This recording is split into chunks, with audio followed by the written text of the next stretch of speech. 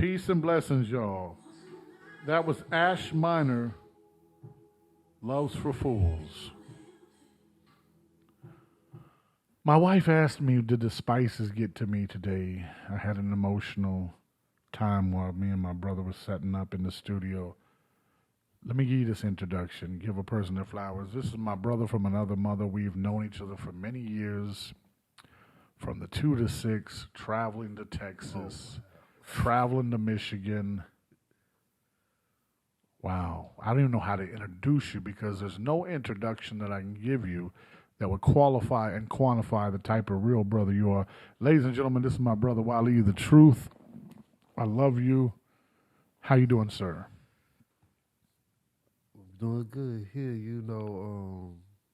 it feels good to be here, still be here. That introduction to add on to it's like, wow, I guess we just raw and uncut today. Right. You brought the 2 to 6 and wow. Yeah, I hope that don't get you in trouble with your employer right now. Oh, no, because they already know. They like that. They know you was a gangster. He's no longer a gangster. He gave his life to God. Brother, there's so many areas that we can go to. Let's bring up the foaming at the mouth for a minute. I got to ask you, when you and I were out there doing the foaming at the mouth, right? What was it that you liked when? Let's just go. What was it like when we were interviewing the artists on the streets? It's to get a chance, because when you see the artists on TV, you thinking, they bigots, they big heads, they they like, I ain't gonna want to be around them. They arrogant. Like, I'm just not gonna like them. They think they the top. But then when we got a chance to be around like George Clinton and Walker and all them, because matter of fact, before I get to those, just George Clinton alone. Oh, you were with me with the George Clinton? Yeah, because know his niece, we didn't believe it at the time. Right. Big shout out to them. Yeah, because when she was like, I'm going to get Shirley and Rachel. Yeah, Shirley and Rachel. Yeah, we thought she was BSing, right? Right, and she called and said, nah, we finna go. And when we walked on the Sprinter buses, right. And I seen the dude with the diaper from the Parliament Fund. Right. And his granddaughter and all them, and they was just I was like, yo. Okay, and he was just down to earth, like George Clinton, yeah. He was one of the realest artists and wasn't worried about security. Let us come up there and do our thing, and then even hanging around like Blood Raw for them a little couple of days down there and seeing, and they was like, hey yo, you going to one of the hardest locations, and we were like, man. Shit, we from the slums. This home for us, man. What? Like we felt comfortable, like. It took me a minute to want to stay in the Hilton Hotel because I was used to the gutter. We had a nice room, didn't we? Right. Hey, can we give a shout out for Big Tay and Mitch and Mo and them? That's who brought us. Yeah. Big shout out to y'all. They financed the whole trip, right? They're like, you want plane tickets? We're like, nah, gas money and food. We on the road. Right, we was there, got there, and they had the welcome package, had the love and everything, Okay, let's unpack that. There's a lot going on. Let me explain to the world what's going on. At the time, Blood Raw and Jeezy had just fallen out, I believe, or they were just something was going on. So we up in Benton Harbor, Michigan. Yeah, Benton Harbor, Michigan, right by Notre Dame. Man, listen, we went to some hood. I'm so old I can't remember, but there was literally about 1,000 people out there. Blood Raw was going to the corner store, and they showed up with the professional security, like the ARs, the vest. Oh, yeah, they were supposed to be the Rough Rider security. That's what they said. It was the Rough Rider security. Yeah, those guys were thorough. But, the thing is, one thing I can give a shout out to Nathaniel Snipes, you know what I mean? Oh, yeah. Snipes. Yeah, Snipes. He be everywhere, right? But he kind of reminds me, you and him have that similarity. Y'all want to go to the hood first. Go see the real people. We were out there, man, so much love. You remember we're getting the foaming at the mouth drops. But what impression did you have of Blood Raw?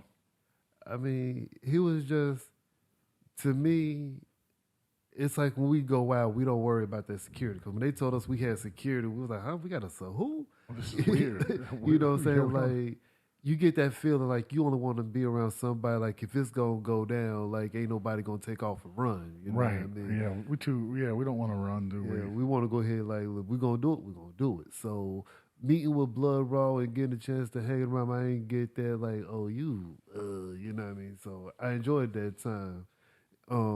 Walker was one of those times where like he had just came out and he was known for like fighting. Like he was gonna jump off. He ain't even know you. He gonna fight. Man, Waka Flocka would fight every city he went to. Yeah, so it was times like that right there. But even on the other side of it, along with some of those artists and meeting them, Anthony Hamilton. You remember that? Dang, brother. Yeah, just sitting down with him. Even like, as a matter of fact, Bam, the very, very first meet we had, and you was like shouting that video. I was like, you came to me, you was like, yo, we can do this video. I ain't know nothing about videography, y'all. I got. How many locations did we shoot them at? Like 30? Man, we shot them all over the city. We was on the bus. We was there where it didn't matter. They said, oh, you can't bring cameras on the bus. Look, we worked it out. Right? We got there. We did that the whole. Dang, this brother's memory is impeccable. You hear me? So let's get into Bam, Denny Houdini, right? We've known him for years. We started shooting his videos, and we were all new to like doing videos. We were mainly into interviewing people. Israel Mills and I were on the road doing Foaming at the Mouth in the Raleigh area. Then you and I hooked up and did it down here in the Trey Forum, and him as well. But I will say this. Bam's video, I think it was snowing that day. We shot like 30 different locations. Oh, yeah. Man, we acted like we were on a $100,000 budget. Bam, did you ever pay us for that? Did we ever get paid? Where's our money at? So listen, do you remember the counter scene where he choked the girl? Oh, yeah, yeah. Oh, my God. So I got to give you all a little behind the scenes, right? Bam is so R&B, but he's got a gangster side to him. So when I was directing, I was like, listen, throw her back on the counter, choke her. And he was like real hesitant at first. And she was like, no, it's okay. It's okay. You can choke me. You know, some women love that shit, right? So when he really put the choke on her, man, her eyes lit up, her face started smiling, and the scene was beautiful. Because that's our video and Bam's video, we'll probably throw that in there. But do you remember the scene when Krishana, if I'm saying her name right, do you remember how she looked at him in the music video? Oh, yeah. She looked like she was going to kill him after this. Yeah, she was. And this is all a video, right? Wow. Yeah, that was them days, but learning. But going through and seeing that stuff and actually had a chance to live, that's why I have to say, like, in the beginning when you had gave me my flowers, brother, I had to say I had to give you yours because it was the same one when you had that vision. And it's like to believe. That's why I say, like, oh, if we're going to travel to another city, take me to the hood. Because I know you already rocking with me. I want to see how they really gonna live. Right, Because if it come down to it, and we see something pop off, like, yo. Man, God spared us, brother. We thought we were tough and we would probably bang out, but God really looked out for us. Everywhere we went, man, people treated us so good. Let me just digress and back to Waka Flocka. Waka, if you see this, brother, at one time, the Foaming at the Mouth DVD, people thought that was Waka Flocka's in the South. Jim Jones and all his crew, they would see us and be like, yo, Waka Flocka Foaming at the Mouth. Because remember, Waka Flocka, when he just got done with that fight, I got that. Give me that Foaming at the Mouth. When he came in, he gave us a tour bus, 600,000 views. Before that, 3 million. Waka Flocka like really helped generate us in the South. We were doing what the Smack DVD and the Come Up were, but on a small scale. Foaming at the Mouth was known in North and South Carolina, man. Right. And Israel, myself, and you getting on the road. But Waka was so dope, and he literally used to fight everywhere. And when I got him on the tour bus and we were interviewing him, right, good dude, man, good dude. As they had to travel, we could just talk about. Who was that? South Carolina? Oh, man. Oh, we went to South Carolina together? Yeah. Where didn't we go? And I bet you we went to South Carolina, we were around some Geechee folk and the hoods, right? We was. I don't even remember. I'm trying to think how to break that, how I would even break that denominator down, because it was you, myself, and Ray Crack. And one other person. Oh, we brought Ray Crack, Trey 4 gangster, man. Yeah, one other person. And I saw him recently and we had spoke. Big shout out to Ray. And just like yourself, myself, a few other legends who was like, you know what, we're going to sit down, take care of our families. You know, he's doing the same thing now. He's taking care of his family. He's out the way. Like, a lot of people who you was seeing back then, you'll be like, they ain't going to make it. Right. I done seen some of them people, they done been in situations, they survived some situations to get took out by somebody else that you would think like, nah. So Hey, listen, just for the record, my wife is here. She's on the camera. Can we give her a shout out? hey sis, yeah. Hey, look, listen. that's another gangster right there. Hold Right, on, y'all. gangster. Cause that gangster right there, I had look, sis, love you to death. Never knew sis to drive, but my brother, for those who don't know, I ain't gonna say, but where you was, she did that. Right. That's right. a true rider right there. Right, I love her, man. Hey, yo, she rocked with me, man. Held me Best down. believe, you know And what I mean? sometimes the nature of the man is like I'm guilty. I'm an Aries male, and sometimes in my arrogance, I'll say, I did this, and then I have to remember, no, God and my wife helped me. I'm telling you, wherever my finances is today, that was because of God and her. Like we had a plan. Like this woman held me down, and so I wanted to bring up my wife to shout her out, give her flowers, but I also wanted to say I don't know where you were going with South Carolina, but we raw and uncut. I know you respect sis, but listen, don't hold anything back. If we were dealing with women, if we were being wild, you're not offended, right? I had a past before you. She had a past. Oh no, it was just Oh, it's nothing bad like that. Nah, okay, cool. Nah, what he owned Because your the memory is club. better than mine. Like, no disrespect. At one time, I was free spirited, right? And I love my wife. I can tell you birthday, dates. I would spend my last on her. And this is no disrespect to the women I dealt with in the past, right? But there's some women that if I walked by them, I wouldn't even remember I dealt with them. That's how free spirited we were, brother. We were hoes back in the day at one time. Yo. Let me give another flower to my brother, Imam Khalid, out of Winston-Salem, right? The brother is known throughout the world. He's been to 50 countries. He's our Muslim Imam. But I love him because he's always been a family man. And he said one day, I was sharing this with my wife, he says, he's so humble. He says, brother, I don't have a problem like you and brother, I'm not going to say the other brother's name, but he's like, I've always wanted to be married. You and brother and such. He was talking about me. He knew who I was. Like at one time, it was like, so when we'd go out of town and the brothers would come up to the imam, like especially the Ethiopian brothers, they would have the prettiest daughters, right? And they're like, hey, we're trying to find a good husband, a good husband for my daughter. The imam would look at his camp and be like, well, I can't refer none of these brothers. I can't refer none of them to your daughters because, and I love that about him. At the time, we were like, come on. But he knew us. He was authentic. Imam Khalid, I love you, man. You're a father figure to me. I'd love to get you on the show. Wow. And that brother was when I first heard about the brother, met the brother, it was through another brother. May that brother rest in peace. Most I knew him as Brother Muhammad, but to the world he was known as Darryl Hunt. Darryl Hunt, wow. It was so much because that was the reason why I got to get that brother and make sure I shout because that brother when other brothers was down in me because I didn't have my salat right. It was during Ramadan one year. I came in, he was up, he was reading his Quran, and the brother said to me, you ain't got your salat right. I'm tired of these brothers trying to talk about you. You finna get this. Oh, you and Darryl Hunt? Yeah. You and him were in prison together? Yeah, we was on the yard. I didn't even... Wow. I had to call home to get reference to this brother. Because I keep hearing him. I'm seeing the TV cameras up here. And my uncle and my aunt, they broke it down for me. So him and I was sitting down conversating, and it was he really didn't deal with a lot of people, but I come around and I conversate with the brother. So I was getting ready. I was on Cherry Street, and that brother he made it out and I seen him tears in myself. I had cried myself because to know I prayed beside this brother, not just there, but also in the masjid because it showed him going straight there. And as soon as I was released, I went straight to the same masjid to bump my head also. And that following on Friday, we in Salat the Juma. It was time to offer Salat.